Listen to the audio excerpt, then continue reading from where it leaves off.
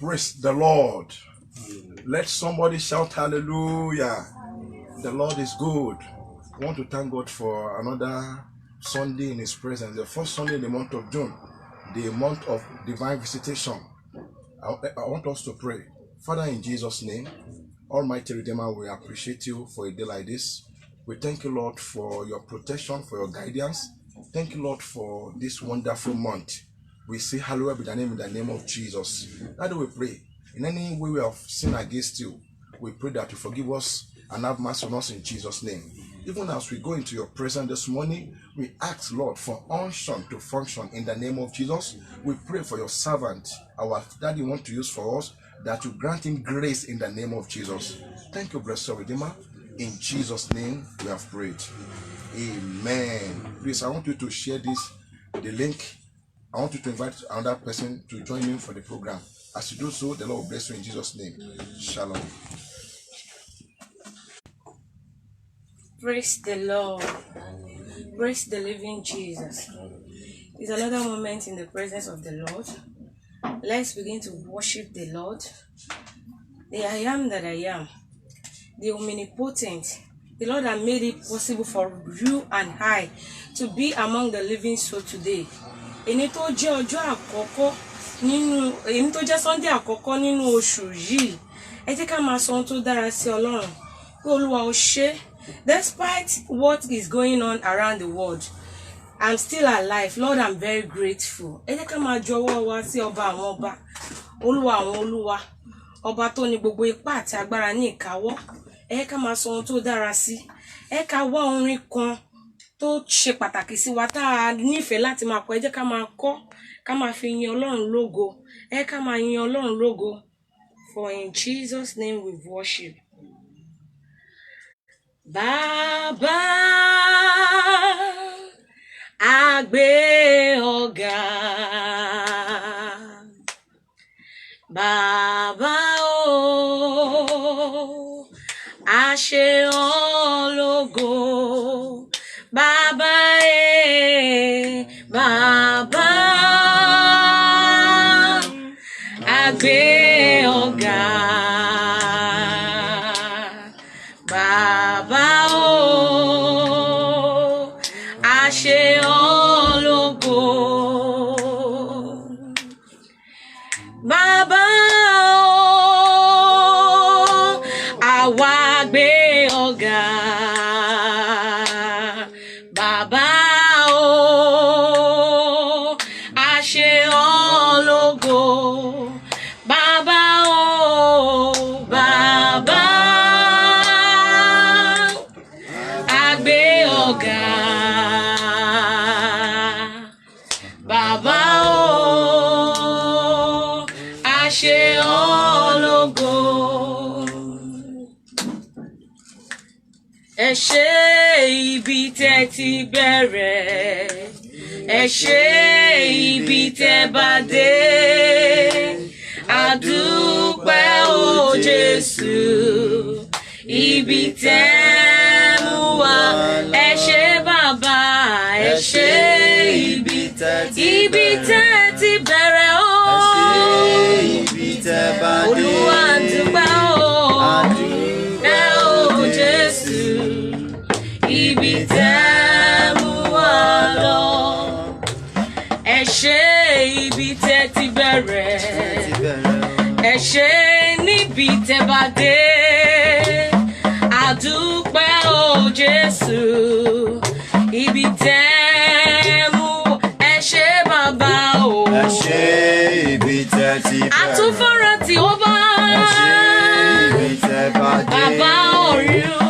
A dúpẹ́ o Jésù. Ibi tẹ́ mú wa lọ. Glory, glory.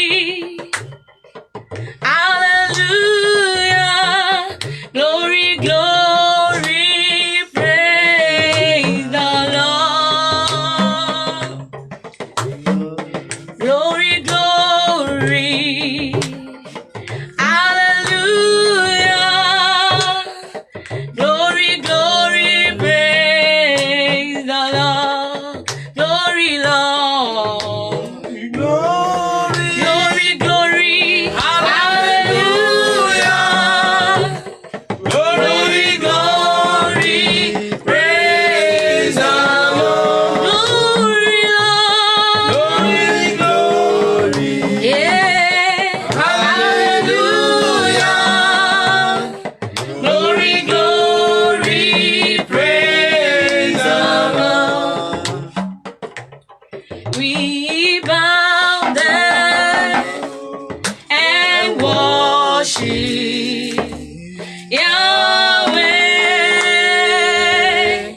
We bow down and worship Yahweh, Yahweh, Yahweh, Yahweh,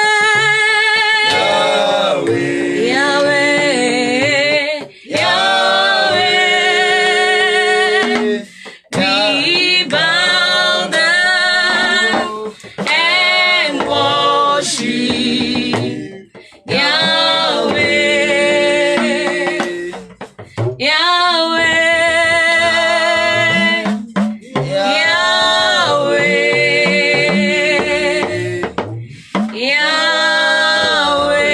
Yahweh. In Jesus' name we worship. Ẹ jẹ́ ká máa lo ọwọ́ wa àtijọ́ wa láti yan ọba àwọn ọba. Ijó ẹ̀dà aláyọ̀ tó wà nínú ilé. Ẹ má wo bí wẹ́dà ìṣeré o. Ẹ máa fi ọwọ́ yín àti ijó yín ẹ máa fi yan ọba àwọn ọba. Ẹ rò pé ẹ ń jíjó odi. Ijó odi túmọ̀ sí àrílù, àrí instrument. Ṣùgbọ́n nígbà tí ayọ̀ Ọlọ́run bá kún inú ayé ènìyàn, èèyàn máa fi ìlù sí fúnra rẹ̀ èèyàn tí èèyàn máa fi jó. Hallelujah.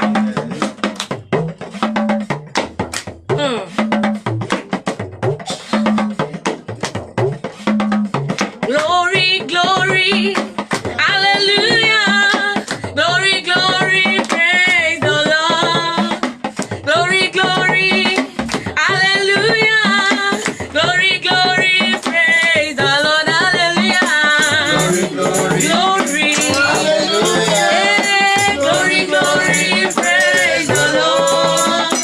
Glory, glory, hallelujah. Glory, glory, praise the Lord. Glory, glory, hallelujah. Glory, glory, praise the Lord. Glory, glory, hallelujah. Glory, glory, praise the Lord. Yeah, hallelujah. Glory, glory, praise the Lord. Glory, glory, hallelujah. Glory, glory, praise the Lord. Baba mímọ́.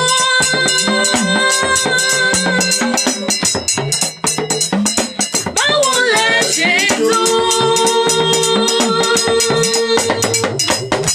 Ibùgbé yín, ó tilẹ̀ wá tó. Ìrùkẹ̀rẹ̀ ọwọ́, wúrà ló fi ṣe. Àgbàlá yín, ṣe ló ń dọ̀gbìn. Bàbá mímọ́ bàbá Báwo lẹ ṣe báwo lẹ ṣe tó Ọlọ́run àwa? ibùgbé yìí? Ó tilẹ̀ wá Ó lẹ́wà tó Ọlọ́run àgbéyìnká. ìrùkẹ̀rẹ̀ ọwọ́. Wúrà ló fi ṣe. Àgbàlá yín, ṣe ló ń dọ̀gbìn. Àgbàlá yín, ṣe ló ń dọ̀gbìn. Bàbá mímọ́ bàbá Báwo lẹ ṣe báwo lẹ ṣe tó nínú àwọn ọ̀rọ̀ ibùgbé yìí? ìgbé yìí? Ó tilẹ̀ wá tó ìrùkẹ̀rẹ̀ ọwọ́, wúrà ló fi ṣe. Àgbàlá yìí, ṣe ló ń dọ̀gbìn. Àgbàlá yìí, ṣe ló ń dọ̀gbìn. Bàbá mímọ́ Bàbá mímọ́. bàbá Báwo lẹ ṣe tó báwo lẹ ṣe tó nínú àwọn ọ̀rẹ́ o? ibùgbé yìí? Ó tilẹ̀ wá tó ìrùkẹ̀rẹ̀ ọwọ́. Wúrà náà fi ṣe àgbàlá yìí. Ṣé lóhùn gbàgbé?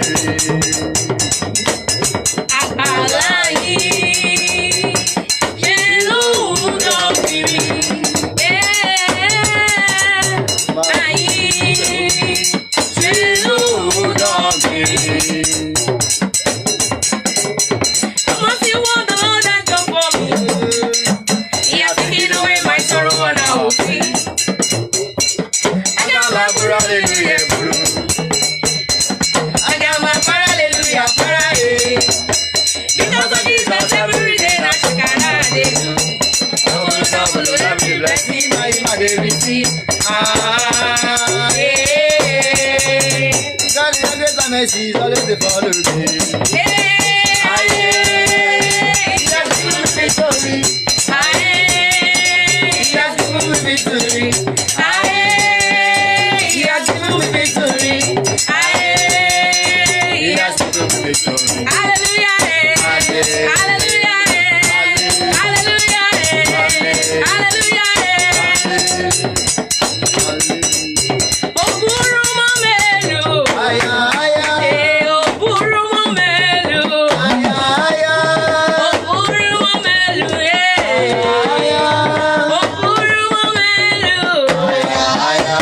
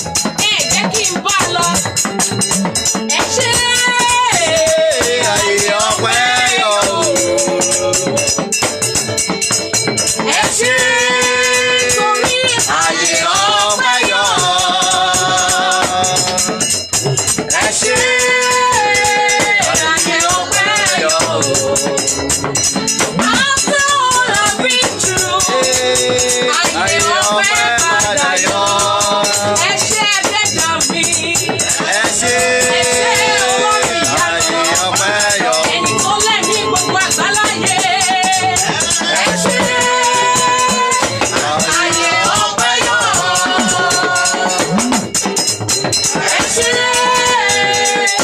ayé ọpẹ́ yọ. After we've been through, ẹ ṣé o, ayé ọpẹ́ padà yọ. mo fẹ́ kí ẹ kọrin yẹn láti ìsàlẹ̀ ọkàn yín wá. Mo fẹ́ kí ẹ kọ́ kó ní ìtumọ̀, kó ẹ gbọ́ dáadáa, kó ní ìtumọ̀ sí ẹ Ọlọ́run ṣe.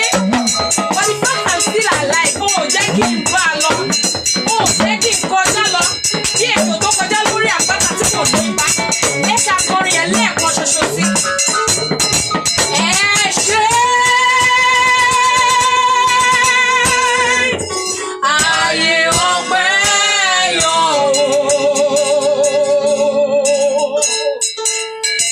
Ẹ ṣé. Ayé ọpẹ́ yọ. Ẹ ṣé. Ayé ọpẹ́ yọ. Ẹ má ṣe o. Ayé ọpẹ́ padà yọ. In Jesus' name we've worship.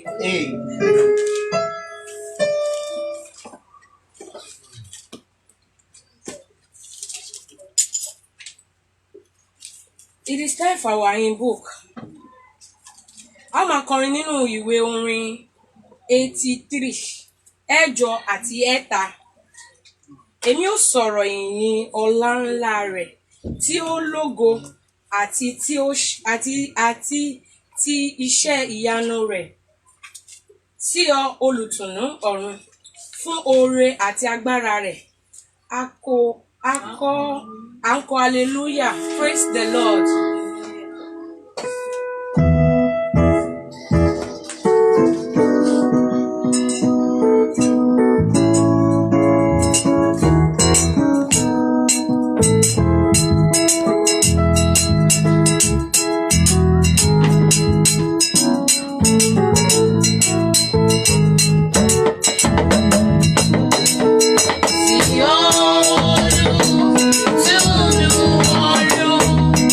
Fún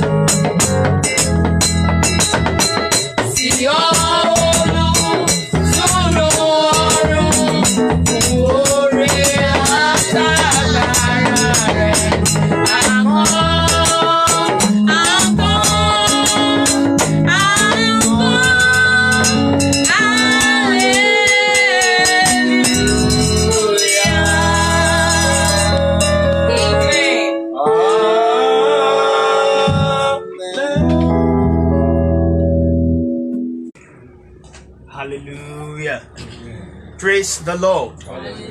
That was an inspiring and a gracious one in His presence. I declare, as you have worshipped and as you have praised the Lord, may the Lord continually be glorified in your life in Jesus' name. Now we are in the section of Bible reading, and our Bible reading is being taken from the book of Exodus, chapter 33, from verse 15 to the end. Ẹ̀kọ́ kíkà wa tòní láòrè nínú ìwé Exodus orí kẹtàléníọgbọ̀n láti ẹsẹ̀ kẹẹ̀ẹ́dógún títí dé ẹsẹ̀ tó kẹ́yìn. I want to believe you're there. And he said unto him, If thy presence go not with me, carry us not up hence. For wherein shall it be known here that I and thy people have found grace in thy sight? Is it not in that thou goest with us? So shall we be separated, I and thy people, from all the people that are upon the face of the earth. And the Lord said unto Moses, I will do this thing also that thou hast spoken, for thou hast found grace in my sight, and I know thee by thy name. Verse 18. And he said, I beseech thee, shew me thy glory. And he said, I will make all my goodness pass before thee, and I will proclaim the name of the Lord before thee. And I will be gracious to whom I will be gracious, and will shew mercy on whom I will shew mercy. Verse 20. And he said, Thou canst not see thy face, for there shall no man see me and live. And the Lord said, Behold, there is a place by me, and thou shalt stand upon a rock. And it shall come to pass, while my glory passeth by, that I will put thee in a cleft of the rock, and will cover thee with my hand while I pass by. The last verse, verse 23.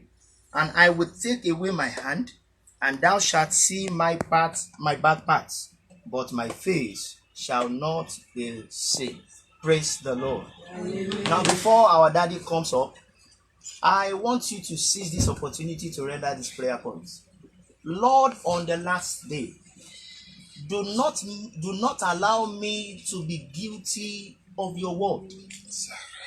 The Bible says in Psalm 107, verse 20, He sent forth His word, He healeth them, and He delivered them from all their oppressions, all their afflictions, all their problems. And so it is, will it be on the last day. I want you to say to God, are you allowing the word of the Lord in your life?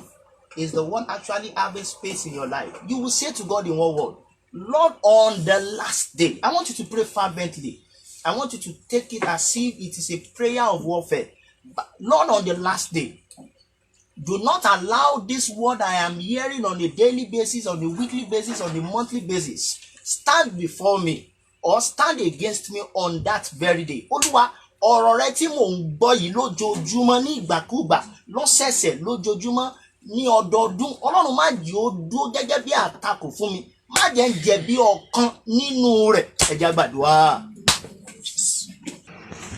In Jesus' mighty name we pray. Amen. A louder amen. Amen. If you know you are here with me, shout a bigger amen. Amen. I welcome every one of you into the first Sunday of this month. Mo kí gbogbo wa káàbọ̀ sí ọjọ́ ìsinmi àkọ́kọ́ oṣù yìí. And I greet you in the name of our Lord Jesus Christ. Kí ní orúkọ Jésù Kristi Olúwa wa. I believe it is going to be a wonderful month for you. Mo gbàgbọ́ pé yóò jẹ́ oṣù ìyanu fún ọ. And you will see God like never Wàá sì rí before. Ọlọ́run ju tàtẹ̀yìnwá lọ. People of God, Ẹ̀yin Ọlọ́run, this week ọ̀sẹ̀ yìí, we want to embark in a powerful journey. a fẹ́ rin ìrìn àjò tó ní agbára. And it may cause for war to war. Ó lè pè fún ogun fún ogun. War to war. Ogun fún ogun. War to war. Ogun fún ogun. Because when it comes to the battle of what we are here to discuss Tí ó bá dé bí ọ̀rọ̀ ohun tí a wà ní láti sọ from today, láti òní, it may cause for war. ó lè pè fún ogun. Because any man that cannot go at all costs to fight for the subject we want to check today, his life may be rendered useless. Ẹnikẹ́ni tí ò bá lè jà lábẹ́ ìṣàkóso bó tilẹ̀ wù kó rí, lórí àkòrí tí a fẹ́ gbé yẹ̀wò lónìí, ayé ẹni bẹ́ẹ̀ lè máa ní You need it. o nílò rẹ̀, I need it as well. èmi náà nílò rẹ̀. So before everything, Síwájú ohunkóhun, today is the first Sunday. èyí ni ọjọ́ ìsinmi It's supposed to àkọ́kọ́. be a Thanksgiving Ó yẹ kó service. jẹ́ ìsìn ìdúpẹ́. But because of what God told me and what I've been battling with for past 2-3 days now, Nítorí ohun tí Ọlọ́run sọ fún mi àti ohun tí mo ti ń bàjà láti bí ọjọ́ mẹ́ta sẹ́yìn I báyìí, have to come to this area.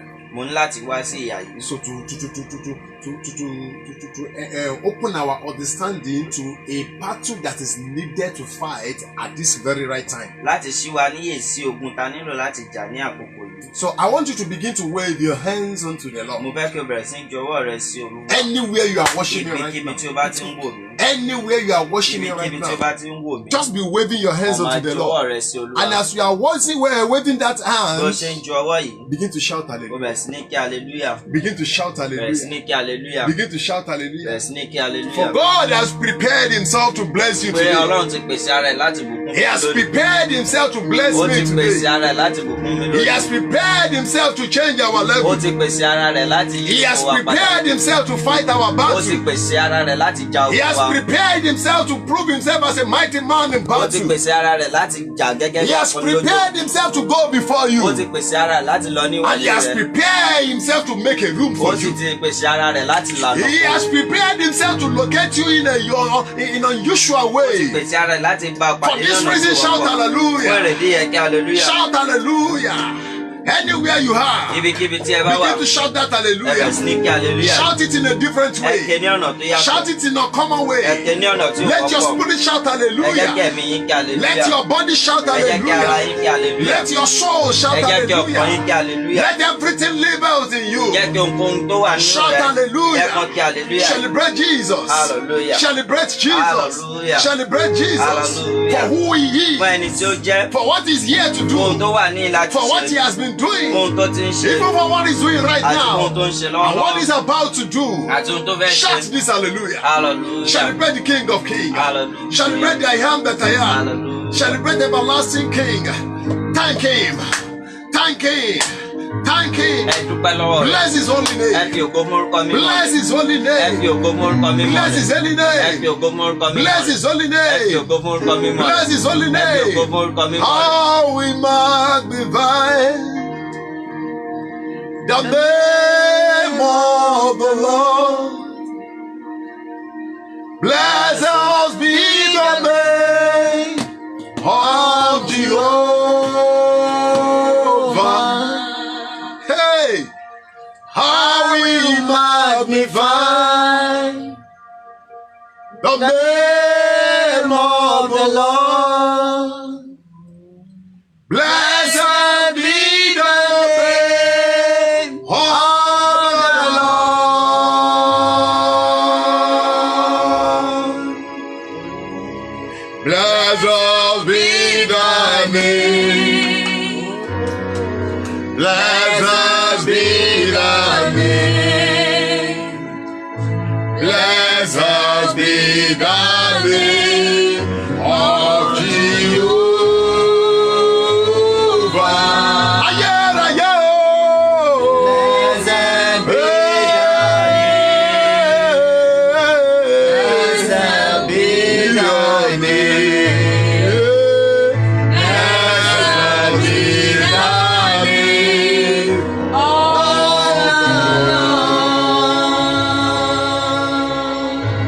Do me a favor right now. ṣe nǹkan fún mi báyìí.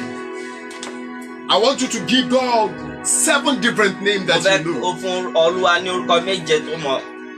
Àwọn orúkọ ìyìn rẹ̀. The name of his praise. Àwọn orúkọ títóbi The rẹ̀. name of his majesty. Àwọn orúkọ ńláńlá rẹ̀. The name of his greatness. Bí ó ṣe ń pe àwọn orúkọ As you yẹn, are calling those names, kí o máa gbé e ga. you should be magnifying Bí ó ṣe him. ń pe àwọn As orúkọ you are yẹn, calling those names, kí o máa yìn ín lógo. you should be glorifying him. Èmi á máa pè é ní afúyẹ́ gẹ́gẹ́ tí ò ṣe I gbé. will call him a very light God that nobody can carry. Bàbá mi àtẹ̀mí ẹran má fọ́ ọ̀tẹ̀ gbòǹgbò sómi sùúrù. My God that does wonderful things easily. Ẹ̀rù jẹ̀jẹ̀ létí òkun ẹ̀kọ́ ọkọ̀ Fáráò. The lion and the Begin to silver. call him your home. bẹ̀rẹ̀ sí ní pè ní orúkọ That is tirẹ̀. my home. Orúkọ tèmi Begin nìyẹn. to call him your Bẹ̀rẹ̀ sí ní home. pè ní tirẹ̀. Begin to call him your Bẹ̀rẹ̀ sí ní home. pè ní tirẹ̀. Ayérayé nínú ayérayé. Everlasting God in Ẹkùn everlasting. kátàkìtì gbére Zion ìjà. has stand to defend himself. Ẹ̀mí àwọn The wòlíì. spirit of the prophets. Aláṣẹ lọ́run àti nínú He ayé. that has authority over heaven and earth. Ọba tó lọ kọrin An kẹ́sẹ̀. everlasting God. Kẹ́sẹ̀ kánrin nínú àwọn ọ̀run. Everlasting God in heavens. Ọ̀dúndún The aṣọ̀lúdẹ̀rọ̀. God that made peace in the city. Iná inú àpáta tẹ́nìkan ò lè Fire in the pa. rock that no one can quench. Pápá ńlá jó tọ̀húntọ̀hún ẹ̀ fúnfúnlẹ̀lẹ̀ tómi igi igbó tìtìtì. The faith that burns and the breeze that shake. Ọba àwọn ọba olúwa àwọn King of olúwa. kings and the Lord of lords. Ẹ̀rù tí ń bara ẹ̀ lẹ́rù. The fear that he fear himself. Ọ̀bánilálejò tọ́jú ẹni tó nílé. The visitor that will give the host. Alẹ́nibánilá ẹ̀kọ́ níbi He tó that wà. pursue and overtake without leaving where he is. Máa pè láwọn orúkọ yìí. Call him his name. Ọ̀rọ̀gọ̀jigọ̀ nínú àwọn ọ̀run. Everlasting word in heaven.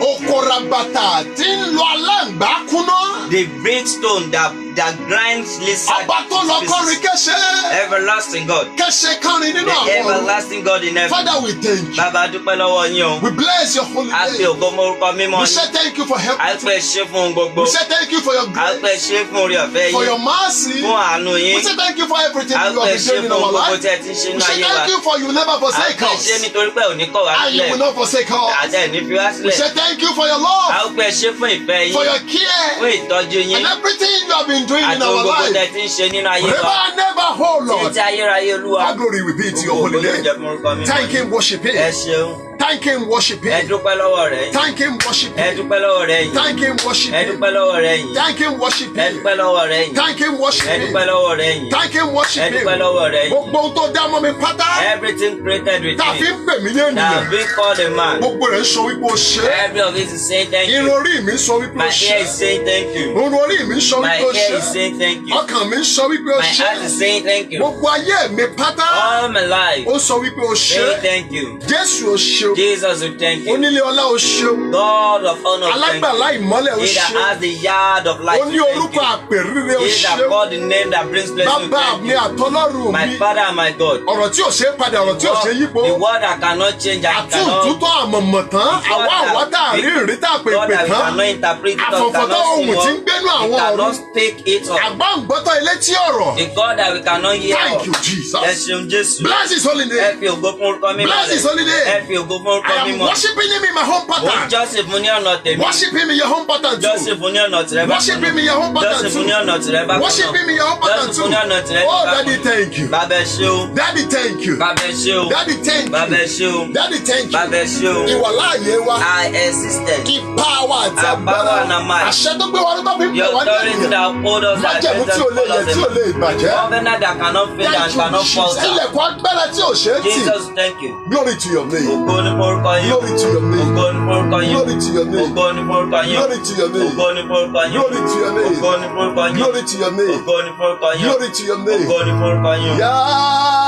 Yahweh. Yahweh. Yahweh.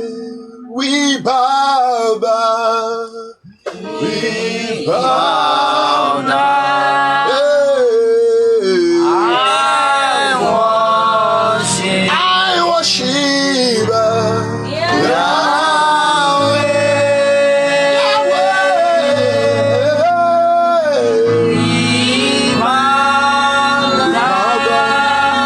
to worship you.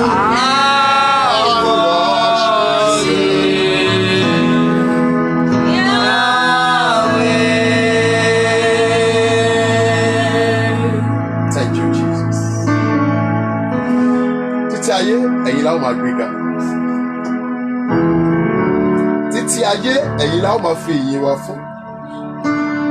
Tí ò bá jẹ́ ẹ̀yin kò tún lè jẹ́ lòmíràn. If it's not you, it wouldn't have been anybody. And that is why we are saying thank you. Ìdí ni tí a fi sọ pé ẹ ṣé. We appreciate you. A mọ rírì yín. We know your value A mọ yìí yín. and your impact. Àti ipa yín. We say thank you.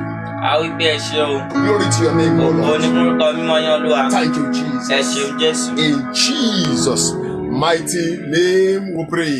Amen. A louder amen. Amen. Say a powerful amen. Amen. People of God, Ẹ̀yin Ọlọ́run. Once again, I welcome you into the first Sunday of this month. ẹ̀kan sí i mo kí n káàbọ̀ sínú ọjọ́ ìsinmi àkọ́kọ́ oṣù yìí. I don't know how prepared you are, Mi ì mọ bẹ́ẹ̀ ṣe gbáradì sí. but we are here to fight. Wá wà níyìn láti jà. I want to lay the foundation of what we are here to fight for today. Mo fẹ́ ṣe ìpìlẹ̀ ohun tá a wà níyìn láti bá jà lónìí. Because majorly, everything I'm going to do here may likely based on introduction. Nítorí pé ohun gbogbo tí màá ṣe níyìn ó lè jẹ́ ìfáàrà. And in the middle of the week, Láàárín ọ̀sẹ̀ stroke Friday, àti ọjọ́ Jímọ̀, we'll continue the journey. á tẹ̀síwájú ìrìn àjò yìí. Listen, Ẹ gbọ́. ẹni ní ò ní rògòlò láyé. The person that say you no use your glory on it. Ẹni tó ń lérí pé òun aṣọ ògo yẹn di ìdàkudà mọ́ ẹ lọ́wọ́. The person boasting that if you turn down your glory to another thing, Ilẹ̀ á gbé mi. the ground will swallow them. Ìyìn lógo. Glory is honor. Ọlá ni ògo. Glory is honor.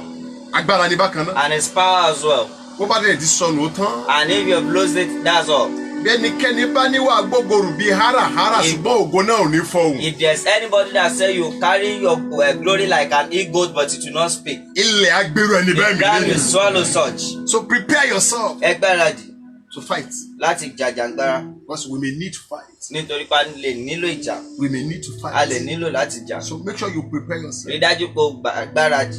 And God will fight for you. Ọlọ́run á sì jà fún ọ. You will see the glory of Wàá God. rí ògo Ọlọ́run. And God will prove himself in your Ọlọ́run á life sì jẹ́rìí ara rẹ̀ nínú ayé rẹ̀ in the name of ní orúkọ Jesus. Jésù. Thank you, everlasting Ẹ Father. ṣeun bàbá ayérayé. Now join me in the book of Psalm 57. Báyìí ẹ darapọ̀ mọ́ mi nínú ìwé Sáàmù orí kẹtàdínníàádọ́ta. I'll just read a single verse there. Màá ka ẹsẹ̀ kan níbẹ̀. Psalm 57. Orin Dávídì orí kẹtàdínníọgọ́ta. If you are there, tell me you are there Tó now. bá wà níbẹ̀ sọ fún mi kó ti wà ń bẹ̀. If you are there, tell me you are there. Tó bá wà ń bẹ̀ sọ fún mi kó ti wà ń bẹ̀. Psalm 57. Orin Dávídì orí kẹtàdínníàádọ́ta. I read verse 8. Mo ka ẹsẹ̀ kẹjọ. Awake up, my glory. Ìwọ ògo mi. Awake up, my place tree, Jí and harp. And I myself will awake early. Amen. Amen. My topic for today, Àkòrí mi ní òní. I tag it, Mo pè é ní Alágbára inú mi. the Gbé ògo rẹ wọ̀. mighty one in me. Put on your glory. Thank you. You got it. Alágbára inú mi. The mighty one in me. Gbé ògo rẹ wọ̀. Put on your glory. Olúwa ní òun fẹ́ ṣe àwọn ayé kan lọ́ṣọ̀ọ́. The Lord said He wants to bless adorn some lives. When I begin to hear how heavily the hands of God fell upon some people in our last Wednesday communion service, Nígbà tí mo gbọ́ bí ọwọ́ Ọlọ́run ṣe bà lé àwọn kan lẹ́kùnrẹ́rẹ́ nínú ìsìn ìgbàrà Olúwa tí a ṣe kẹ́yìn. I know that our God is a God of Mo everywhere. wá mọ̀ pé Ọlọ́run wa Ọlọ́run tó wà níbi gbogbo ni. This is your own session Àkókò tirẹ̀ ni to see God in a powerful way. láti rí Ọlọ́run ní ọ̀nà tó ní agbára. Alágbára inú mi. The mighty one in me. Gbé ògo rẹ wọ̀. Put on your glory. Hearing the topic alone, Gbígbọ́ àkòrí lásán, you should know that there is more to it. ó yẹ kó mọ̀ pé nǹkan kù síbẹ̀.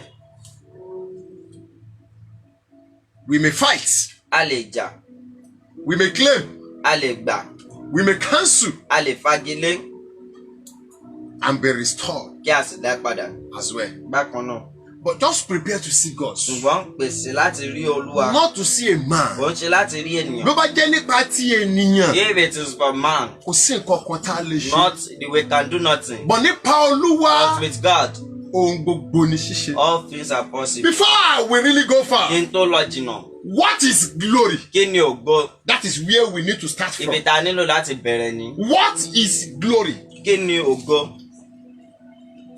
You want to awake a mighty A man fẹ́ jí alágbára to ọkùnrin put kan on his glory. láti gbé ògo rẹ̀ wọ̀.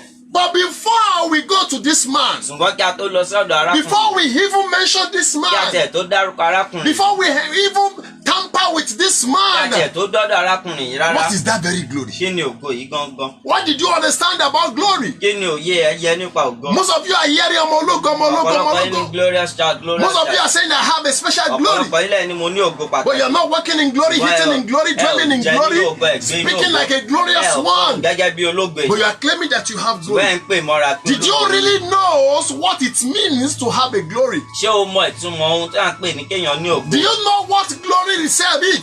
Ṣé o mọ ohun tí ògo fúnra rẹ̀ jẹ́? And that is why we need to come to this Òdìdí junction. ni tá a fi wá sí ìkórìtà To yìí. open our understanding in a way to fight the rightful fight that we needed to fight as a child of Tá a God. fi gbọ́dọ̀ ja ìjà tó yẹ ká jà gẹ́gẹ́ bí ọmọ Ọlọ́run. What is a glory? Kí ni ògo?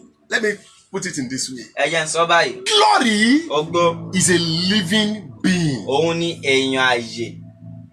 Ohun àyè. A living being. Ohun àyè. You may not see it with your keen O lè eyes, má rí pẹ̀lú ojú rẹ, but it is a living being. ṣùgbọ́n ó jẹ́ ohun àyè. It can walk. Ó lè rìn, It can speak. ó lè fọhùn, It can move. ó lè rìn, It can change things suddenly. ó lè yí nǹkan padà lójijì, It can attract. ó lè fàmọ́ra, It can invite. ó lè pè, And it can interpret things. ó sì lè túmọ̀ nǹkan. A living being. Ohun àyè. The best way to interpret glory, Ọ̀nà tó dára jù láti túmọ̀ ògo, the best meaning to give glory ìtumọ̀ tó dára jù tẹ́lẹ̀ fún ògo, is to call it a living being. òun ni láti pè é ní èèyàn àyè. In the passage that we will read today, Ní ẹsẹ̀ ọ̀rọ̀ Ọlọ́run tí a kà lónìí, Exodus chapter 32, Ẹ́xódù orí 23. let's check verse 22 together Ẹ jẹ́ ká wo ẹsẹ̀ 22 so that papọ̀. you will understand what I'm trying to say. Kí òye ohun tí mò ń sọ yìí bá lè yé wa. Glory is a living Ògo being. jẹ́ ohun àyè.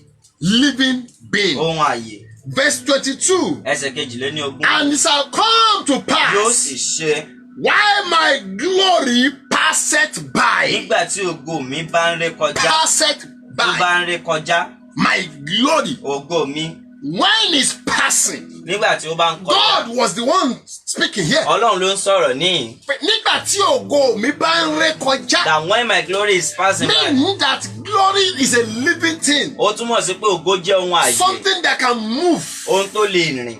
Walk. Tó lè rìn.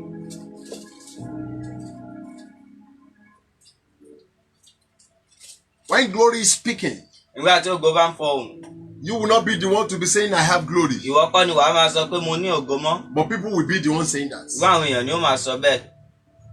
A speaking glory can never hide the carriers of glory. Ògo tó bá ń fọhùn kò lè gbé ẹni tó ní ògo yìí pamọ́. It will always expose you. Yóò máa tú ẹ síta. It will always proclaim Yóò you. máa polongo rẹ. It will always manifest God's glory in Yóò máa you. fi ògo Ọlọ́run hàn ní inú rẹ. Glory is a living being. Ògo jẹ́ ohun àyè. But you cannot see it with your keen eyes. Ṣùgbọ́n ò lè fi ojú kòrókòró rẹ yìí rí. But through the manifestation, Gbọ́n nípa ìfarahàn. people can know that truly you carry special Àwọn èèyàn glory. lè mọ̀ pé lóòótọ́ ló ní ògo pàtàkì. That is number one point. Kókó àkọ́kọ́ nìyẹn. It is a living being. Ó jẹ́ ohun àyè. Secondly, Ohun kejì. glory Ògo. is a location that can be located. Ó jẹ́ ibùgbé eléyìí tí a lè gbé síbì kan. Eléyìí tí a lè ṣàwárí. Thank you. A location Ibùgbé that can be located. eléyìí tí a lè ṣàwárí.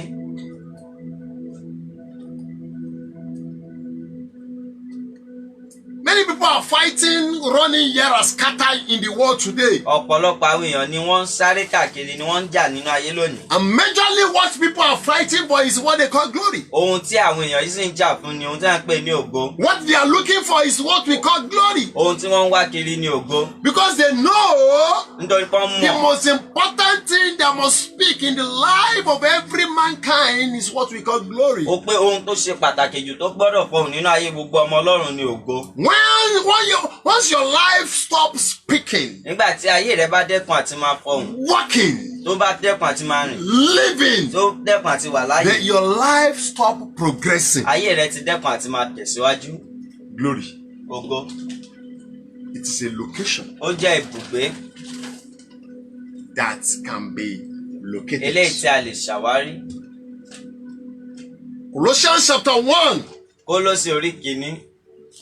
All this passage gbogbo àwọn ẹsẹ̀ ọ̀rọ̀ Ọlọ́run yìí under this my introduction, lábẹ́ ìfáàrà mi yìí, we check them one by one á gbé wọn yẹ̀wò lọ́yọ̀ kọ̀ọ̀kan for us to understand what we want to pray for. kí a bá lè ní òye ohun tí a fẹ́ gbàdúrà fún. Àwọn ẹni tí Ọlọ́run fẹ́, Those that God loves. verse 27, ẹsẹ̀ kejìléní láti fi ọ̀rọ̀ owó ìjìnlẹ̀ yìí láàrin àwọn kèfèrí hàn to whom God whom to know what is to come among the tí ń ṣe nations of, Kristi nínú yín. which is Christ in you, Ìrètí ògo. the hope of glory. It is a location. Ó jẹ́ ibùgbé. And this can be only located A sì lè ṣàwárí eléyìí nìkan in our Lord Jesus nínú Christ. Jésù Kristi Olúwa wa. Until you locate Jesus, Ó dìgbà tó bá tó ṣàwárí Jésù. you cannot locate in what, and you cannot dwell in glory O ò lè gbé nínú ògo or speak in glory. tàbí kó fọhùn nínú ògo. So it is a location Ó jẹ́ ibùgbé that can be eléyìí tí a located. lè ṣàwárí. Jesus is in somewhere right now, Jésù wà níbì kan báyìí. asking after you, Ó ń béèrè rẹ. looking after you, Ó ń wá ọ. inviting you every day. Ó ń pè ọ́ ní ojoojúmọ́. Son, come, Ọmọ wá give me your heart. fún mi ní ọkàn rẹ. I want to dwell in you. Mo fẹ́ máa gbé inú rẹ. Come and dwell in me. Wá gbé inú mi. The only hope of glory Ìrètí ògo kan ṣoṣo you have as a child of tó God, ní gẹ́gẹ́ bí ọmọ Ọlọ́run. the only hope of glory Ìrètí ògo kan ṣoṣo tó ní I have as a child of tó ní God gẹ́gẹ́ bí ọmọ is Ọlọ́run. Lord Jesus. Òun Jésù Kristi Olúwa wa. You locate Jesus, you locate glory. Ó ṣàwárí Jésù, ṣàwárí So ògo. glory is a location Ògo jẹ́ ibùgbé that can be located, eléyìí tí a lè but ṣàwárí. only in Jesus Ṣùgbọ́n nínú Christ. Kristi nìkan ṣoṣo. Who are you to Jesus? Ta ló jẹ́ sí Jésù? Or who you are to Jesus Tàbí ta ni ọ́ sí Jésù? determine maybe your glory will speak or not. Òun ni yóò pinnu bóyá ògo rẹ̀ á fọhùn àbí bẹ́ẹ̀ kọ́. It is not by mouth. Kò ń ṣe nípa ẹnu. It is not by convention. Kò ń ṣe nípa ìjẹ́wọ́. The coming of our Lord Jesus Christ did not base on demonstration alone, but it based on demonstration and manifestation. Ìwà Jésù Kristi Olúwa wa kò wá nípa ìsọnìkan ṣùgbọ́n àti ìfisójúṣe. So life is not all about convention. Ayé kò ń sí nípa ìjẹ́wọ́. You may confess that you have glory. O lè jẹ́wọ́ pé ológo. You may confess that you dwell in O lè Christ. jẹ́wọ́ pé ò ń gbénu Kristi. You may confess that you have what it takes to O lè succeed in jẹ́wọ́ life. pé o ní ohun tó pè fún láti But it àṣeyọrí. is not by Ṣùgbọ́n convention, kò ń ṣe nípa ìjẹ́wọ́. but it is by convention and Ṣùgbọ́n manifestation. nípa ìjẹ́wọ́ So àti if you keep ìfarahàn. on confess, Bá tẹ̀síwájú and àti máa manifestation is jẹ́wọ́. yet to Tí occur, ìfarahàn ò sí definitely ìfarahàn. something is wrong Túmọ̀ sí pé somewhere. nǹkan ò tọ́ níbì kan. Glory. Ògo. Thirdly, Ìkẹta. glory Ògo. is the goodness of God. Òun ni dídára Ọlọ́run. The most important thing God planted to a man. Ohun tó ṣe pàtàkì jọ tí Ọlọ́run gbìn sínú èèyàn. The most important thing God used to make a man a man. Ohun tó ṣe pàtàkì tí Ọlọ́run fi dá èèyàn Glory. lọ́nà. Òun ni ògo. Goodness of God. Dídára Ọlọ́run.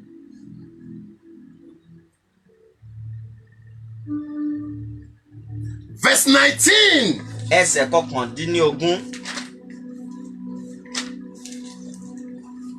Of that passage. ẹsẹ̀ ọ̀rọ̀ Ọlọ́run yìí. Exodus chapter 33. Ìwé Ẹ́sódù orí kẹtàléníogún. ọgbọ̀n verse 19. ẹsẹ̀ kẹẹ̀ẹ́dógún. And he said, I will make my goodness Ó sì wí pé èmi ò fi dídára mi pass jẹ́ kí dídára mi kọjá before ní thee. iwájú rẹ̀.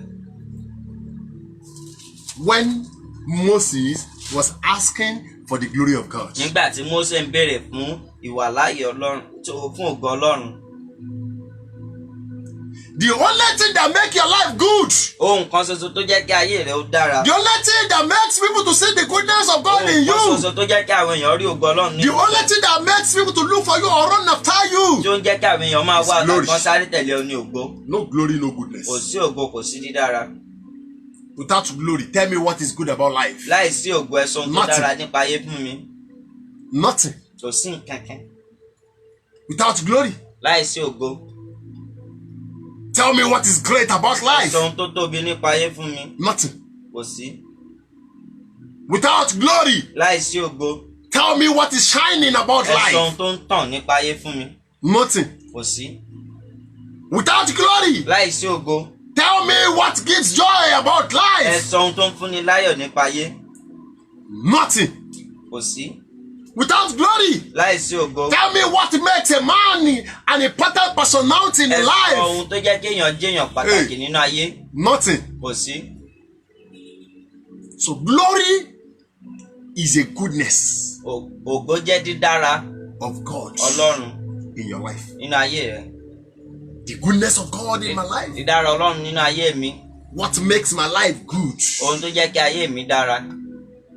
What makes people to see the goodness of God? Ohun tó jẹ́ kí àwọn èèyàn rí dídára Ọlọ́run. Say, oh, God is good to this man. Ọlọ́run dára sí arákùnrin. God is good to this Ọlọ́run woman. dára sí His arábìnrin. glory. Ògo And for ni. that reason, Fún èrèdí, I decree upon your mo pa á life, láṣẹ sínú ayé rẹ̀. you will begin to see the goodness of God from today Wàá bẹ̀rẹ̀ sí ní rí dídára Ọlọ́run in láti ìlú lọ. unusual way, Ní ọ̀nà tí ò in wọ́pọ̀. uncommon Ní ọ̀nà way, tí ò wọ́pọ̀. unexpected coincidence Ìṣẹ̀lẹ̀ tí ó ṣẹlẹ̀. that will cause people Eléyìí tí to be ìjẹ́ dá running mi. after the goodness Wọ́n of máa sáré God tọ dídára in Ọlọ́run your nínú life. ayé rẹ̀. Heavenly Father, we allow Àti ibẹ̀ ní ọ̀run fàyè it. So gbà. the goodness of Dídára God Ọlọ́run. begin to speak in your Ó bẹ̀rẹ̀ life. sí ní fọhùn nínú ayé Begin to rẹ̀. speak in your Bẹ̀rẹ̀ sí ní life. fọhùn nínú ayé The rẹ̀. goodness of Dídára God Ọlọ́run. begin to speak Ó in bẹ̀rẹ̀ sí ní fọhùn. every areas of your Ní gbogbo ẹ̀yà life. ayé rẹ̀.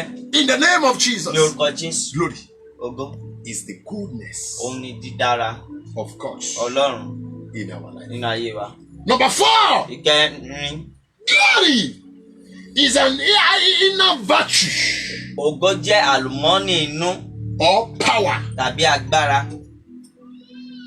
Without glory, Láìsí ògo, this body ara yìí is useless. kò wúlò. Without glory, Láìsí ògo, this body ara yìí is useless. kò wúlò. Let me prove this one to Ẹ jẹ́ you. fìdí eléyìí múlẹ̀ fún wa. Take for example, Fún àpẹẹrẹ, you can see this phone a lè rí ẹ̀rọ alágbèéká yìí the way it is. bí ó ṣe rí yìí. It is shiny. Ó ń dán, It has lights. ó níná. If I took this phone now Tí n bá mú ẹ̀rọ alágbèéká yìí and I hub it, tí mo sì pa á, the power is off. agbára ti tán. If you press it, Tí o bá tẹ̀, nothing will show. kò sí nǹkan kan tí ó fara wọn bẹ́ẹ̀. All because Nítorí pé it has no power kò again. ní agbára mọ́.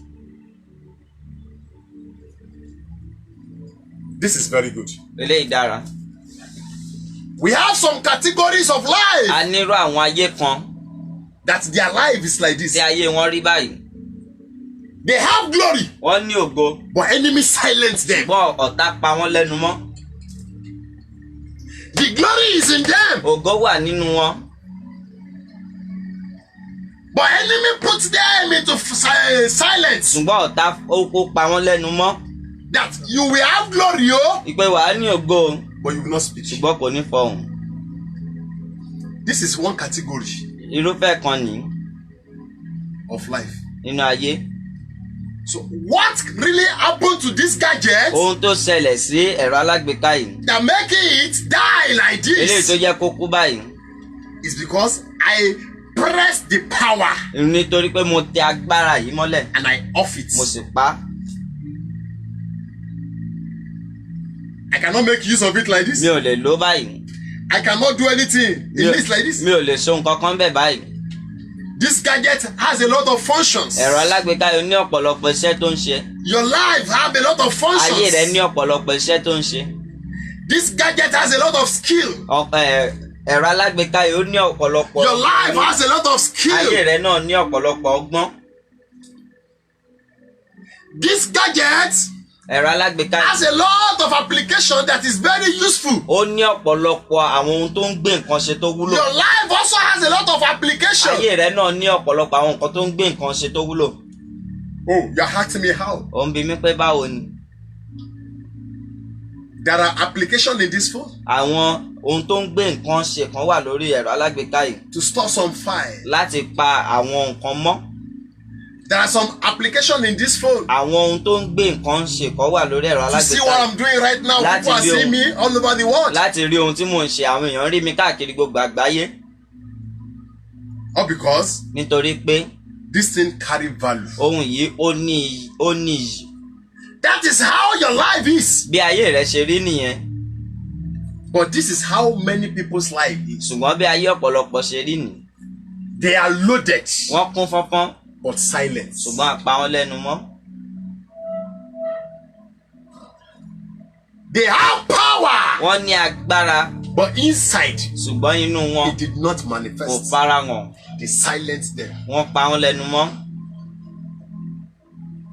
Okay, now if I on this gadget now, tí n bá wá tan ẹ̀rọ alágbèéká yìí padà, you can see ẹ lè rí the first thing the gadget brings ohun àkọ́kọ́ tí ẹ̀rọ alágbèéká yìí gbé wá, is name. òun ni orúkọ. Glory carries name. ògo gbé orúkọ. Even when God was trying to introduce himself to Moses in that verse 19, he mentioned name ní there. ẹsẹ̀ kọkàndínlógún ìgbà tí Ọlọ́run fẹ́ ṣàfihàn ara rẹ̀ fún Mósè ó dárúkọ níbẹ̀. But what many people knows about you is your name. ṣùgbọ́n ohun tí ọ̀pọ̀lọpọ̀ èèyàn mọ̀ nípa rẹ̀ ni orúkọ rẹ̀. You have nothing o ò ní nǹkan kan that can make them to run after you. eléyìí tó lè jẹ́ kí wọ́n máa sáré tẹ̀lé ọ. Can you see now? ṣé ẹ lè rí báyìí? I own it. mo tàn án. Now listen. báyìí ẹ gbọ́ mi o. Every glory that we speak gbogbo ògo tí ó bá fọhùn and go far in tí life wọ́n ó sì rìn jìnnà nínú ayé, has a password. wọ́n ní ọ̀rọ̀ àṣírí kan. And this password, ọ̀rọ̀ àṣírí yìí it is for only two people. fún èèyàn méjì ni, You ìwọ and God. àti Ọlọ́run. The password of my glory ọ̀rọ̀ àṣírí ògo mi is between me and glory. ó wà láàrin mi àti ògo mi. The covenant between me and glory and God, májẹ̀mú tó wà láàrin mi àti Ọlọ́run. I can relate everything about me with people. gbogbo nǹkan tó wà nípa mi mo lè sọ bá mi yàn. Everything God gives to me. ohun gbogbo tí Ọlọ́run fún mi. But when it comes to the covenant between me and bó God, nígbà tó bá débi májẹ̀mú tó wà it is láàrin mi àti Ọlọ́run, personal. ó jẹ́ You ohun can tí a rẹ̀ never see me joking with that. ẹ lè rí kí n fi yẹn ṣeré. And likewise, you can see that this thing ẹ lè has rí pé password. I have on this gadget now. mo ti tan ẹ̀rọ alágbèéká yìí I cannot use it. ṣùgbọ́n mi ò lè lò ó All because nítorí pé it has ó passwords. ní ọ̀rọ̀ For àṣírí. this gadget to be fún useful, ẹ̀rọ alágbèéká yìí láti I must wúlò on it. mo gbọ́dọ̀ tàn. Immediately I on it, kété tí mo tàn, can you see different ṣe applications? lè rí onírúurú àwọn ohun tó ń gbé nǹkan ṣe. This is when this gadget can be functional. nígbà ìgbà yìí ni ẹ̀rọ alágbèéká yìí tó bẹ̀rẹ̀ sí máa ṣiṣẹ́. Now listen, báyìí ẹ gbọ́ o, it has light, ó ní iná, power, ó ní agbára, but ṣùgbọ́n they off it. wọ́n pa á. Is anyone with phone that is using battery there? ṣé ara ẹni tó ní ẹ̀rọ That is one alágbèéká category of glory. irúfẹ́ ògo kan nìyẹn o. This is another glory. ògo mìíràn ni, Even though without speaking, láì tiẹ̀ fọhùn gan, you can see how small this one ẹ lè is. rí bí eléyìí ṣe kéré sí. So they have removed the battery of some people's glory. The battery is not there again. See, this thing has panel. ohun tẹ́ ń wò yìí ó ní àwọn ohun ti inú but no power. ṣùgbọ́n kò sí agbára ń bẹ̀. So if you have potential, tó bá ní àlùmọ́nì you have everything every other man tó ní has, ohun gbogbo tí gbogbo èèyàn ní but you have no power, ṣùgbọ́n tó ní agbára your glory will silence. ògo rẹ̀ á dákẹ́ ni o. What a life. irú ayé o. Even the person that holds this glory, ẹni tó ní ògo yìí gan the person is pitying himself right now. ẹni yẹn ń káàánú ara rẹ̀ báyìí. Why am I like kí ló this? dé tí mo wá rí báyìí. God will change your life. amen. That is glory. ògo nìyẹn. So they have removed the battery of this one. wọ́n ti yọ bátìrì eléyìí. So if anybody give you, tẹ́nikẹ́ni bá fún ọ on it, tán tán you keep on honing it, wàá kàn máa tán ni o. but nothing will happen. ṣùgbọ́n kò sí nǹkan tó ń This is ṣẹlẹ̀. how many people are pressing the button of their life. bí ọ̀pọ̀lọpọ̀ àwọn èèyàn ṣe ń tẹ bọ́tìnì ayé wọn ni. They pray, wọ́n gbàdúrà they do everything they wọ́n know tẹ ohun how gbogbo to tí do. wọ́n mọ̀ ṣe. No, it is not all about prayer. kò ń ṣe nípa àdúrà It is all about connection. nípa ìsopọ̀ It ni. is not all about prayer. kò ń ṣe nípa It is àdúrà all about ṣùgbọ́n relationship. nípa ìbáṣepọ̀ If you ni. have no relationship tí o with bá God, ní ìbáṣepọ̀ pẹ̀lú ọlọ́run your life has no battery. ayé rẹ ò ní And bátìrì. once your life have no tí ayé battery, rẹ ò bá sì ti ní nothing bátìrì can charge kò you. sí nǹkan tó lè fún ọ níná. so if you put this thing into light now, tó bá fi sínú iná báyìí it will not charge. kò ní gbaná sára. This phone is not empty. Oh, ẹ̀rọ alágbèéká yìí kò sófìfo o. the only thing it did not have ohun kan ṣoṣo tí ò ní is power. òun ni agbára. Alágbára inú mi, The mighty one in me, gbé ògo rẹ wọ̀. put on your glory. We are coming. à ń bọ̀ Okay, now báyìí. there are other glory, àwọn ògo mìíràn ń bẹ which is the third one. eléyìí tí ń ṣe ìkẹta. Empty and empty. àwọn ògo òfìfo ni wọ́n. They are just a container. wọ́n kàn jẹ́ àgbè lásán. As you are seeing this phone, bí ẹ ṣe ń wo ẹ̀rọ alágbèéká yìí hey, let me make you laugh. ẹ jẹ́ ń pa wá lẹ́rìn. I went to Computer Village some times mo ago. lọ sí ibi tí wọ́n ti ń ta àwọn ohun ẹ̀rọ ìbánisọ̀rọ̀ When lẹ́gbẹ̀ẹ́. one Nokia phone was raining, nígbà tí ẹ̀rọ alágbèéká Nokia kan sì ń when I got there, nígbà tí mo débẹ̀ I was talking to my friend mò ń bá ọ̀rẹ́ mi sọ̀rọ̀ and he gave me the phone. ó wá fún mi ní ẹ̀rọ How alágbèéká much yìí. is this phone? èló ni ẹ̀rọ alágbèéká I yìí. said 65,000. ó ní ẹgbẹ̀rún lọ́nà Let me pay márùndínláàádọ́rin. 60,000 now. ẹ jẹ́ ń fún yín ní ẹgbẹ̀rún lọ́nà ọgọ́ta. It's 65. Oh. ó ní ẹgbẹ̀rún I can see márùndínláàádọ́rin. Obi. I know Obina is watching me right Really? now. You know about the story. Ó mọ̀ nípa ìtàn yìí. so it's 65. Please now. ẹ jọ̀ọ́ Okay.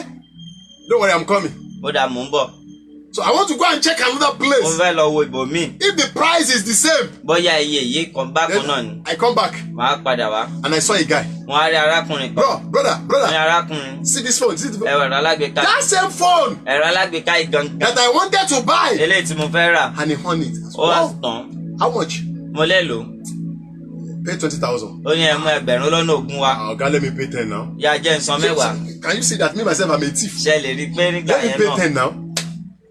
A phone that I was trying to price, that the person should collect 60,000. ẹ̀rọ alágbèéká tí mo sọ pé kéèyàn gba ẹgbẹ̀rún lọ́nà ọgọ́ta lọ́wọ́ mi. The guy said, no, okay, pay ó 15,000. wá ní pé ẹ̀san ẹgbẹ̀rún Let me pay mẹ́ẹ̀ẹ́dógún. 12. jẹ́ kí n san méjìlá.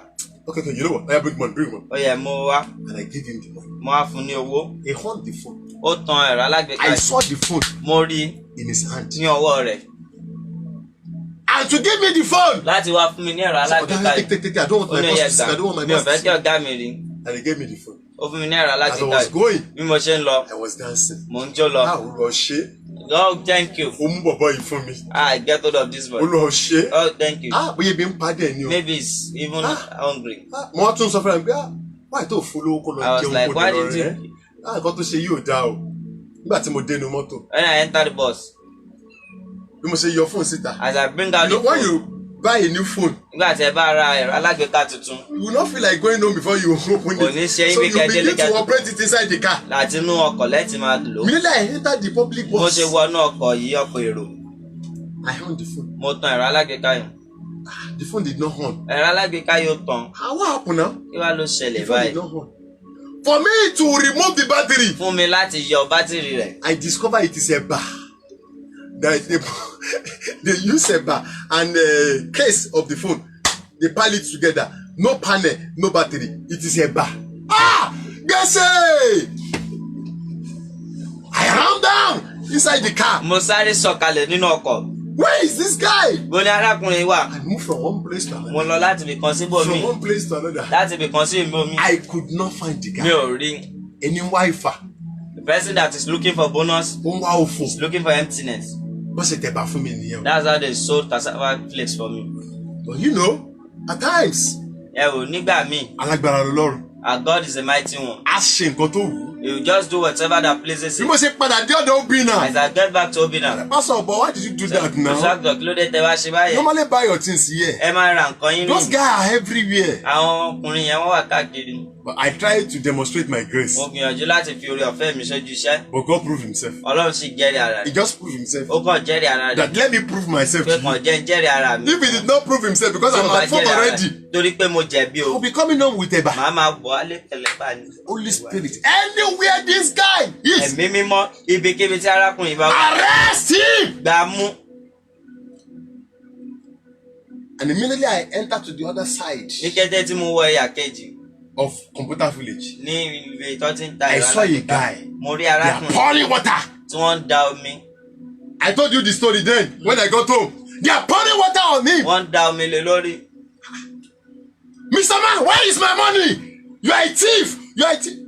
Oga, please, I'm sorry. Oga, please, I'm sorry. He put his hand to his pocket. Gave me my 12,000. Take your phone. Don't worry.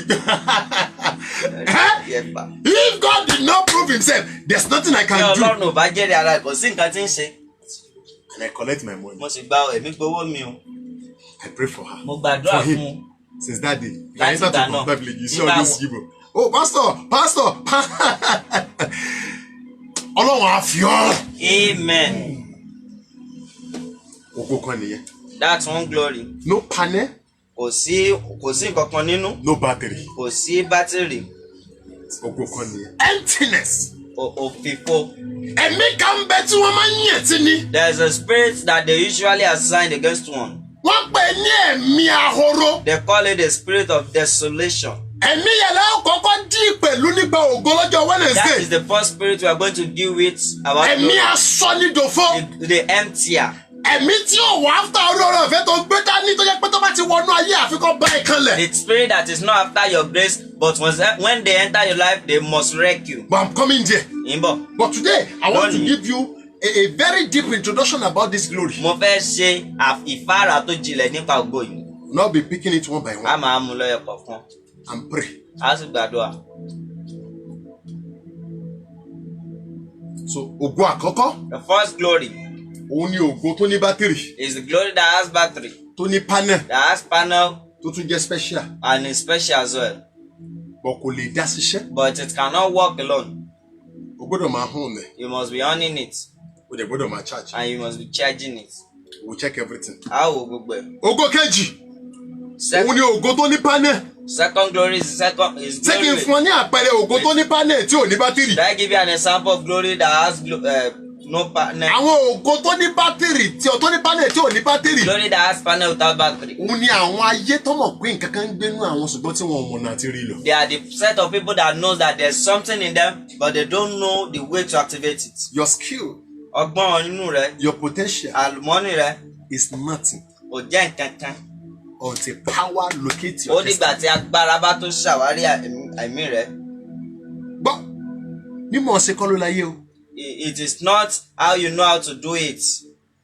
You may misquote me. O lè sì mí gbọ́. Yeah, greatness is not all about mímọ̀ ṣe. Títóbi òun ṣe how you know how to do it. It is all about power. Nípa agbára ni. Bí agbára bá dàpọ̀ mọ́ ohun tí o mọ̀ ṣe, The power mingle with what you know how to do. àyà gbọ́ ọ lókè. The word will hear you at the top. Gbọ́ mi. Listen. In the book of Ecclesiastes chapter 9, Nínú ìwé oníwàásù orí kẹsàn-án. the Bible share a story of a guy. Bíbélì sọ ìtàn arákùnrin kan níbẹ̀. Ìlú kékeré kan wà. There is a little city. Wọ́n ní ọkùnrin alágbára kan síkú We tó are ìlú told yìí. that a mighty man besieged. Àwọn èèyàn ńlá ń bẹ, àwọn èèyàn There pàtàkì are ń bẹ great bẹ́ẹ̀. people and important personnel Gbogbo there. wọn dákẹ́. We are all Nítorí pé alágbára yìí pa wọ́n All lẹ́nu mọ́. because this mighty man Ṣùgbọ́n wọ́n ní silenced them. ọkùnrin kan bẹ́ẹ̀ But we bẹ́ẹ̀. are told that there is a man there. Ó fi ọgbọ́n by his wisdom àti agbára rẹ̀. and his power. Ó fi yanjú alágbára náà. He used it to take away this mighty Ó man. fún ìlú yìí ní ìsinmi. He gave this city. Ṣùgbọ́n Bíbélì sọ wípé The Bible says a kò sì gbọ́ ohùn arákùnrin that the náà. voice of this man is not heard. Nítorí tí ohùn rẹ̀ kò tókè. For he was not heard. Am I communicating? Ṣé mo ń bá wa sọ̀rọ̀? Nítorí pé ohùn rẹ̀ kò ṣe kí ni? Kò tókè. His voice didn't get to the top. So ayé ti go beyond mímọ̀ ṣe. The world has gone beyond how you know how to do it. Ohun tó fi mọ̀ pé ayé ti go beyond mímọ̀ ṣe ni For you to wípé know that the world has gone beyond kí experts. ló dé tí ìwọ jẹ́ expert lórí nǹkan kan? Why are you experts in a thing? Ṣùgbọ́n tí ẹgbẹ́ jẹ́ pé kò ṣe fìdí ẹ̀ ló employ ẹ̀ tó ń sanwó fún ẹ. But the person that employed you that is paying you is not his own. Kí ló yẹ pé tó yẹ pé brain ti tiẹ̀ ló ń work it is out. Why is it that your own brain is working things out? Ṣùgbọ́n tọ́pọ̀ ẹ ti jọba ló ń gbowó. But the person that is our brain has wrecked is person collecting money. They are now calling you brain behind camera. Wọ́n ń pè ní agbára tó wà Brain lẹ́yìn behind àwòrán. success. Agbára tó wà Brain lẹ́yìn behind how it work Agbára out. tó wà lẹ́yìn bó ṣe Brain ń lọ. behind how we got it. Ọpọlọ tó wà lẹ́yìn bá ṣe rí ṣe. But nobody hear you. Wọn kò sẹ́ni tó gbọ́, Nobody knows kò you. sẹ́ni tó mọ̀. But that third one, Ṣùgbọ́n ìkẹta yìí, they have rendered them useless. wọn ò tiẹ̀ jẹ́ kán wúlò. Because no panel, no battery. Wọn ò ní nǹkan kan nínú, wọn ò tún ní bátìrì. For them to be useful in life, Fún ọ láti wúlò nínú. they have to take them for repairing. Wọ́n ní láti gbé wọn lọ Wọ́n kọ́kọ́ lọ ra panel fún You wọn. have to go and buy panel for After tó them. bá ra panel fún After wọn, buying panel for wọ́n ra them, battery fún they will wọn. buy them new Lẹ́yìn tó bá ra battery fún After wọn, buying them wọ́n wá battery, ẹsẹ̀ so wọ́n pọ̀ mọ́ iná. they will not charge them. Màá fún ẹ ní connection. Ohun tí náà yẹn túmọ̀ sí, ohun tí battery túmọ̀ sí, ohun tí panel túmọ̀ sí, wàá wá rí wípé gbogbo eléyìí torí yìí, bó ṣe rí òun gangan ni àgọ́ ara tó ń wò yìí is nothing. Inú lẹ̀dá, inú léèyàn ń gbé. The man is within. Ẹ gbọ́ mi, Listen, ohun tó jẹ́ ènìyàn, that which you call man, ara kọ́ ló wà, ó ṣe inú àgọ́ yìí, it is not this physical body. inú ló wà. It is within.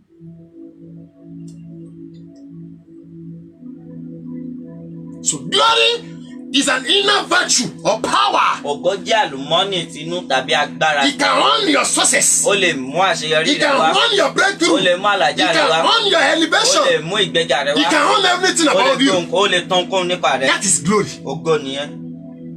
Oh, can you celebrate Jesus? Hallelujah. Thank you, Jesus. Thank you, Lord. 5.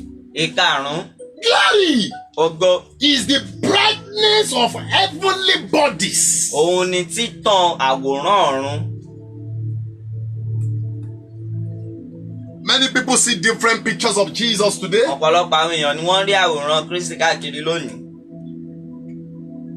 but the people that catch it in a real way Ṣùgbọ́n àwọn tó gba mú ní ọ̀nà tó tọ́ gangan. are the people that see also unbearable lights. Àwọn ni àwọn tó rí ìmọ́lẹ̀ tí ò ṣe faradà.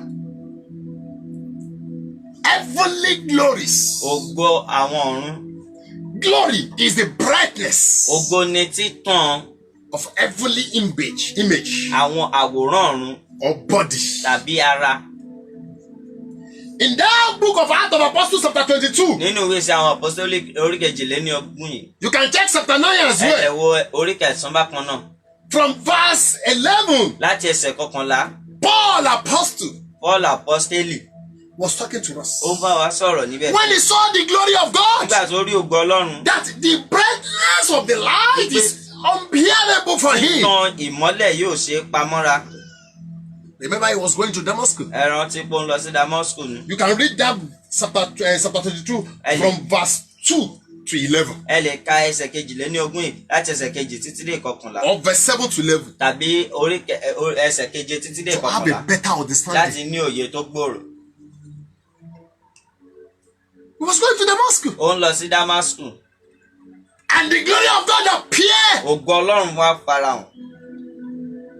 The brightness of the light is too much, is too heavy to the extent that he cannot bear it. He fell down immediately. Títàn àti agbára ìmọ́lẹ̀ yìí kò ṣeé pamọ́ra débi kó dojú bolẹ̀. Definitely. So if your glory is speaking, darkness will not have stands in Ó your life. túmọ̀ sí pé tí ògo rẹ bá ń fọhùn, òkùnkùn ní agbára lórí ayé rẹ. What is darkness? Kí ni òkùnkùn? A man told me arákùnrin kan sọ fún mi that anytime he sleep like this, pé nígbàkigbà tí òun bá sùn báyìí always see something walking around the òun máa rí nǹkan tó máa ń rìn káàkiri yàrá ìgbàlejò. Sometimes that thing will be knocking the door. Nígbà míì òun ìyá máa kanlẹ̀kùn. I do tell my people something. Máa ń sọ nǹkan báwọn èèyàn That mi. if darkness or fear knock your door, Tí ẹ̀rù bá kan ilẹ̀kùn rẹ tàbí òkùnkùn, take a light mú ìmọ́lẹ̀ and open the door. kó wá ṣílẹ̀kùn. You will not see anything Ẹ there. ò ní rí nǹkan kan bẹ̀. That is the power of light. Agbára ìmọ́lẹ̀ ni. Glory symbolize light. Ògo túmọ̀ sí ìmọ́lẹ̀. That shine it to your life and your journey. Eléyìí tó tàn sí ìrìn àjò rẹ àti ayé rẹ. Glory symbolize light. Ògo túmọ̀ sí ìmọ́lẹ̀. That gives sign to your journey. Eléyìí tó ń fún ọ ní àmì sí ìrìn àjò rẹ. No sign, no movement. Kò sí àmì, kò sí ìrìn. Ibi tí àmì bá pín sí Where sign ends, ní òye ọ̀nà yé ènìyàn mọ́. that is where a man will have the understanding Ìdílé of. tí ọ̀pọ̀lọpọ̀ fi dí ìkórìtà kan pé kò tiẹ̀ yé mi, I don't know the next prayer, the next step to pray again. All because àmì tó fún wọn ní máa nìṣó gbàbí ó ti stop. The reason why many people has gotten to the point that they don't know the next thing to do, or because the sign that is giving them the direction has stopped. If your life miss every other thing, Tí ayé rẹ bá kùnà ohun gbogbo, your life must not miss light. ayé rẹ ò gbọdọ̀ kùnà ìmọ́lẹ̀. Wọ́n wò ó. They look at it Psalm 34 ìmọ́lẹ̀ sì mọ́ wọn. and they were lightened Ojú kò sì tì. and they were not ashamed. Glory. Ògo. Ohun ìtẹ́júmọ́ kan ṣoṣo nígbà tí wọ́n sọ pé ìwọ ni mo gbé ojú mi sókè sí. Gbójú sókè sí kí ni? À ń gbé ojú sókè sí ògo Ọlọ́run. We are lifting up our face to the glory of God. And now listen, Báyìí ẹ gbọ́ mi o. who you look after Ẹni tí o bá ń wò, determine how you yourself will look òun ni like. yóò pinnu bí ìwọ fúnra rẹ̀ á ṣe rí. Our God is glory. Ọlọ́run wa ògo ni. Jesus is glory. Jésù ògo ni. And is our hope of glory. Òun sì ni ìrètí ògo wa. So looking after Jesus, Wíwo Jésù, then definitely you must look like glory. ó wá gbọ́dọ̀ jọ ògo. Can you see these 5 points? Ṣé lè rí àwọn kókó márùn-ún yìí? Living being, Èèyàn àyè, location that can be located, ibùgbé eléyìí tí a lè ṣàwárí, goodness, dídára, virtue, àlùmọ́ọ́nì and brightness. àti títàn. This is glory. Ògo leléyìí. What did you carry? Kí ni o gbé dání? People of God, Ẹ̀yin Ọlọ́run, what did you carry? kí ni o gbé dání? Okore! This is glory. Okore! This is glory. Where is the manifestation? Níbo ni ìfarahàn yìí wà? You dreamt of it, huh? O lálàá rẹ̀. Many prophets Ọ̀pọ̀lọpọ̀ wòlíì. have prophesied about your Wọ́n ti glory. sọ tẹ́lẹ̀ nípa ògo Good. rẹ̀. Ó dà. Where is the manifestation? Ibo ni ìfarahàn rẹ̀ wà? I told you earlier that it is not by convention, but it is by manifestation. Jesus demonstrates and manifests. Mo sọ fún wa pé kò ń Your ṣe nípa demonstration without manifestation ìfisójúṣe rẹ̀ láì sí render ìfarahàn. your effort Kò ní useless. jẹ́ kí àwọn ìlàkàkà rẹ̀ From wúlò. today, Láti òní lọ. any power Agbára rendering your effort eléyìí tí useless, ò jẹ́ kí ìlàkàkà rẹ̀ wúlò. hand come upon them. Ẹdẹ bá wọn. Hand come upon them. Ẹdẹ bá wọn. From today, Láti òní any lọ. power Agbára frustrating your eléyìí efforts, tó ń fún ìlàkàkà hand come upon òfin bá them. wọn. In the name of Jesus, Ní orúkọ Jésù. listen and listen Ẹ tẹ́tí carefully. kẹ́ gbọ́ mi dáadáa. Any little effort you make, Ìlàkàkà kékeré In tẹ́ bá ṣe prayer, nínú àdúrà. any little effort you make, Ìlàkàkà kékeré tẹ́ in bá ṣe convention, nínú ìjẹ́wọ́. any little effort you Ìlàkàkà make, kékeré tẹ́ bá ṣe in fasting, nínú àwẹ̀. whatever you do Ohunkóhun tí ẹ to bá help ṣe your destiny, láti ran àyànmọ́ rẹ from lọ́wọ́ today, láti òní lọ. greater glory will speak for Ògo tó you. tóbi yóò fọ nǹkan. Greater glory will speak for you. Ògo tó tóbi yóò fọ nǹkan. Greater glory will speak Ògo for ńlá you. yóò fọ nǹkan. Greater glory will speak for Ògo ńlá yóò you. fọ You cannot carry glory and be hidden. O ò lè ní ògo It kí is a sì not pa á mọ́. possible. Kò Genuine ṣeé ṣe. glory will never hide you. Ògo ńlá kò ní It pa á will mọ́. proclaim you by your side. Yóò fi oyún The hàn fúnra duty rẹ̀. of glory Ojúṣe ògo. is to showcase you. Òun ni láti fi The hàn. duty of glory Ojúṣe ògo. is to connect you. Òun ni láti The so ọ́ pọ̀. duty of glory Ojúṣe ògo. is to make you to Òun ni resemble láti jẹ́ kó God. The jọ duty Ọlọ́run. of glory